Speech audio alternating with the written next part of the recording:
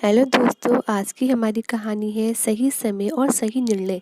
एक बार की बात है, किसी शहर में एक प्रोफेसर साहब अपने 25 साल के बेटे के साथ रहते थे। वह अपने बेटे की हमेशा कंफ्यूज रहने की आदत से बेहद परेशान थे। उनका बेटा कभी भी सही समय पर कोई काम नहीं करता, कोई निर्णय नहीं ले पाता। इस वजह से कई बार उसकी नौकरी छूटती। लेकिन उसे यह बात समझ ही नहीं आती थी कि जीवन में सही निर्णय कब लिया जाए। प्रोफेसर साहब हमेशा उससे कहा करते थे, यदि समय पर निर्णय नहीं लोगे तो तुम्हें नुकसान उठाना पड़ेगा। लेकिन बेटे के कान पर जू नहीं रेंगती। एक दिन प्रोफेसर साहब को एक युक्ति सूझी। उन्होंने अपने बेटे को अपने लैब में बुलाया। बेटा वहां पहुंचा तो उसने देखा कि प्रोफेसर साहब ने एक मेंढक मंगवा रखा है। उन्होंने चूल्हे पर एक पतीले में पानी चढ़ाया और उसे उबलने दिया। पानी जब पूरा उबाल गया तो उन्होंने मेंढक को उस पानी में डाल दिया।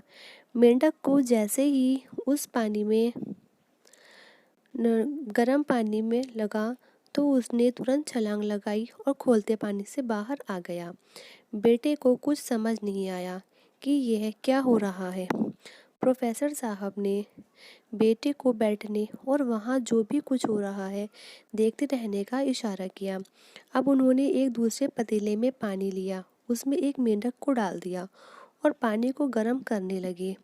थोड़ी देर में पानी खौल गया, लेकिन मेंढक ने उस पानी से बाहर छलांग नहीं लगाया और कुछ देर में डूबकर मर गया।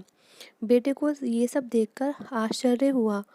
अब प्रोफेसर साहब ने उससे पूछा, बेटे अब ज़रा बताओ कि पहले मेंढक ने बाहर छलांग लगा दी, लेकिन अब वह मर गया, इसका क्या कारण है? बेटा कुछ समझ नहीं पाया। प्रोफेसर साहब ने कहा, पहले जब मेंढक को खौलते पानी में डाला गया तो उसे पानी के गर्म होने का एहसास हो गया और उसने छलांग लगा दी। पर बाद में जैसे जैसे पानी गर्म होने लगा, मेंढक अपनी अंदरूनी ऊर्जा को खर्च कर स्वयं को उस पानी के लायक बनाता रहा और जब पानी पूरी तरह गर्म हो गया तब तक उस मेंढक के अंदर इतनी ऊर्जा नहीं बची थी कि वह बाहर छलांग लगा पाता, क्योंकि उसने अपनी सारी ऊर्जा खुद को पानी के तापमान के बराबर में खर्च कर दी थी। यदि पानी के गर्म होने की शुरुआत में वह मेंढक सही निर्णय लेकर छलांग लगा देता तो उसकी जान नहीं गई होती। इसलिए जीवन में सही समय पर आकलन कर सही निर्णय लेना बेहद आवश्यक है। पिता की बात सुनकर बेटे की आंखों में चमक आ गई, मानो उसे जीवन को देखने का एक नया नज़रिया मिल गया हो। तो फ्रेंड्स, अगर आपको ये स्टोरी अच्छी लगी हो तो चैनल को लाइक कीजिएगा, शेयर कीजिएगा और सब्सक्राइब कीजिएगा और जो पास में बेल आइकन है उसको प्रेस ज़रूर कीजिएगा, ताकि मेरी हर वीडियो की न्यू नोटिफिकेशन आपको सबसे पहले मिल सके। तब तक के लिए thank you friends and thanks for watching.